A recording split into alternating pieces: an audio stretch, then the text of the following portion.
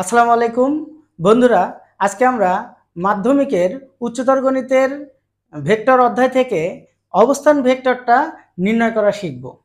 তো কথা না বাড়িয়ে চলুন শুরু করা যাক। অবস্থান ভেক্টরটা জানতে হলে অবস্থান ভেক্টরের সংজ্ঞাটা প্রথমে ক্লিয়ার হওয়া প্রয়োজন। অবস্থান ভেক্টরের সংজ্ঞাটা হলো মূলবিন্দুর সাপেক্ষে সমতলে অবস্থিত কোনো একটা বিন্দুর অবস্থান যে ভেক্টরের মাধ্যমে নির্ণয় করা যায় তাকে ওই বিন্দুর অবস্থান ভেক্টর বলে। সংজ্ঞাতে হয়তো ভালো বোঝা গেল না, কিন্তু এখন আমরা বোর্ডে চিত্র অঙ্কনের মাধ্যমে বিষয়টাকে শতভাগ বোঝার চেষ্টা করব। আমরা এই সমতলে একটি এক্স অক্ষ নিলাম আর একটি ওয়াই অক্ষ নিলাম। এইটি হলো এক্স অক্ষ, এইটি হলো ওয়াই অক্ষ। এই দুটি অক্ষ পরস্পর যে বিন্দুতে মিলিত হয় সংজ্ঞা অনুসারে ওই বিন্দুটাকে মূল বিন্দু বলা হয়। মূল বিন্দুর ইংরেজি অরিজিন, তাই মূল বিন্দুকে ও দ্বারা প্রকাশ করা হয়। এখন এই মূল বিন্দুর সাপেক্ষে এই সমতলে এইখানে একটি বিন্দু কল্পনা করলাম, বিন্দুটির পরিচয় দিলাম এ বিন্দু। আমি যদি এই এ বিন্দুটির অবস্থান ভেক্টর নির্ণয় করতে চাই তাহলে এই যে নির্দিষ্ট বিন্দু বা মূল বিন্দু ও এর সাপেক্ষে করতে হবে। তাহলে ও থেকে এ, এই যে দূরত্বটা ও থেকে এ, আমি যে রেখাটা কল্পনা করলাম এটা একটা দূরত্ব নির্দেশ করলো, তার মানে এর একটা মান আছে। আর আমি ও থেকে এতে গিয়েছি, এই জন্য ডিরেকশনটা হবে ও থেকে এ। তাহলে বোঝা গেল ও এ এইটুকুর মানও আছে, মান আছে মানে, আর ও থেকে এ ডিরেকশনও আছে। সুতরাং এইটা একটি ভেক্টর নির্দেশ করে। এই ভেক্টরটা এ বিন্দুর অবস্থান ভেক্টর নির্দেশ করে সংজ্ঞা অনুসারে। এই যে ও এ ভেক্টর প্রকাশ করলাম দুইটি বিন্দু দ্বারা, এইটা ও একটা বিন্দু, এ একটি বিন্দু, প্রান্তীয় বিন্দু দ্বারা একটি ভেক্টর নির্দেশিত হয়। দুটি প্রান্তীয় বিন্দু দ্বারা একটি ভেক্টর নির্দেশিত হয় এবং উপরে অ্যারো চিহ্ন দিতে হয়।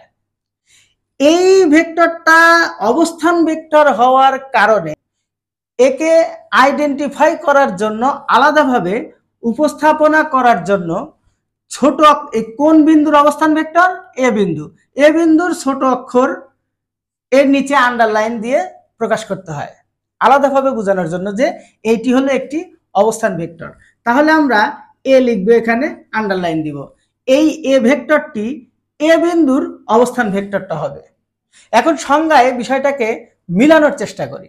সংজ্ঞায় বলেছিলাম কোনো একটা নির্দিষ্ট বিন্দু বা মূল বিন্দুর সাপেক্ষে সমতলে অবস্থিত কোনো বিন্দুর অবস্থান যে ভেক্টরের মাধ্যমে, এই যে ওয়ে ভেক্টরের মাধ্যমে এ বিন্দুর অবস্থানটা বোঝা যাচ্ছে, এই জন্য সংজ্ঞা অনুসারে এই ওয়ে ভেক্টরটা এ বিন্দুর অবস্থান ভেক্টর নির্দেশ করে।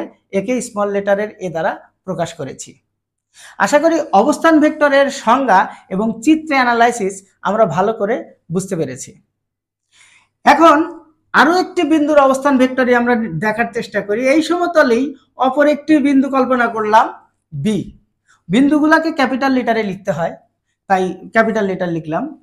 এই বি বিন্দুর অবস্থান ভেক্টর নির্ণয় করতে হলে ও থেকে বি এই দূরত্ব নির্দেশক রেখাটা আমাকে অঙ্কন করতে হবে এবং ডিরেকশনটা দিতে হবে ও থেকে বি।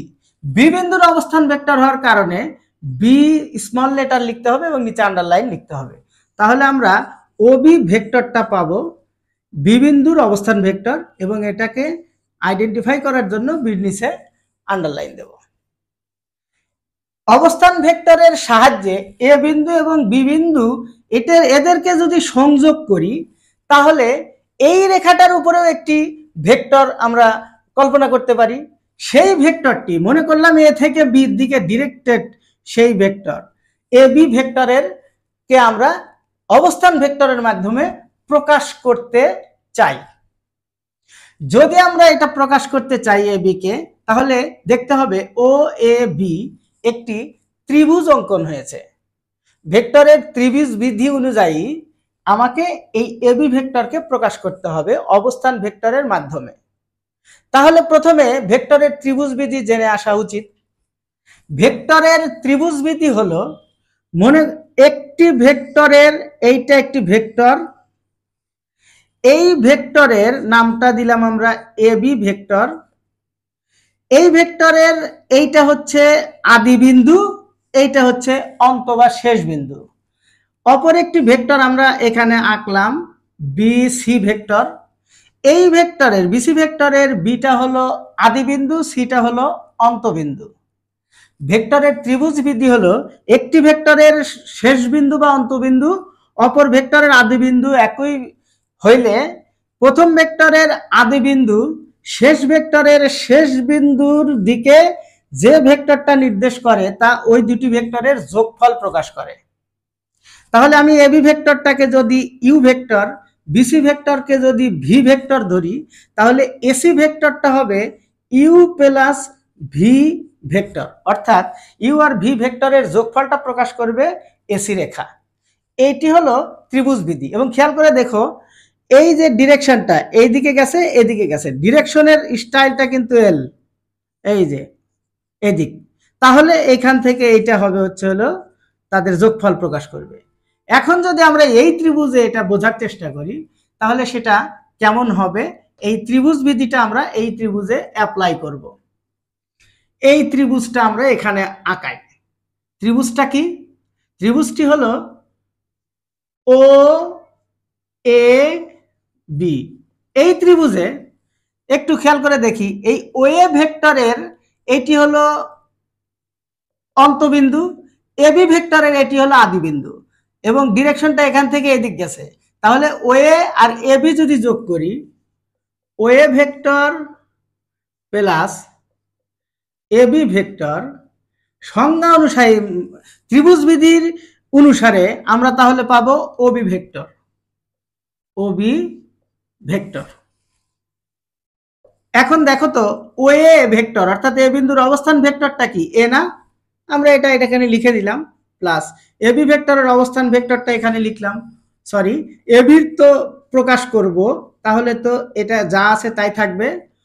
ওবি ভেক্টরের অবস্থান ভেক্টরটা হলো বি ভেক্টর। এখন যদি আমরা এবি ভেক্টরটাকে লিখি তাহলে এটা প্লাস আছে, এই সাইডে গেলে হবে মাইনাস। দিন শেষে আমরা কিন্তু দুইটি বিন্দুর অবস্থান ভেক্টরের মাধ্যমে ওই দুটি বিন্দু দ্বারা যে ভেক্টরটা নির্দেশিত হয়েছে তাকে প্রকাশ করতে পেরেছি। আমরা যদি এই এবি ভেক্টরের অবস্থান ভেক্টরটিকে সংক্ষেপে বের করতে চাই তাহলে আমাকে মনে রাখতে হবে, দেখো তো এই বিটা কি? এই বি বিন্দুর অবস্থান ভেক্টর না? তার মানে যে দুটি অক্ষর দ্বারা আমরা ভেক্টর নির্দেশ করব ওই ভেক্টরের ওই দুটি অক্ষরের শেষের অক্ষরের অবস্থান ভেক্টরটা লিখতে হবে শুরুতে, তারপরে মাইনাস, এই যে মাইনাস, প্রথম বিন্দুর অবস্থান ভেক্টরটা লিখতে হবে শেষে, এই প্রথম বিন্দুর অবস্থান ভেক্টরটা লিখতে হবে শেষে। এইটি হলো এবি ভেক্টরের অবস্থান ভেক্টরের মাধ্যমে প্রকাশ।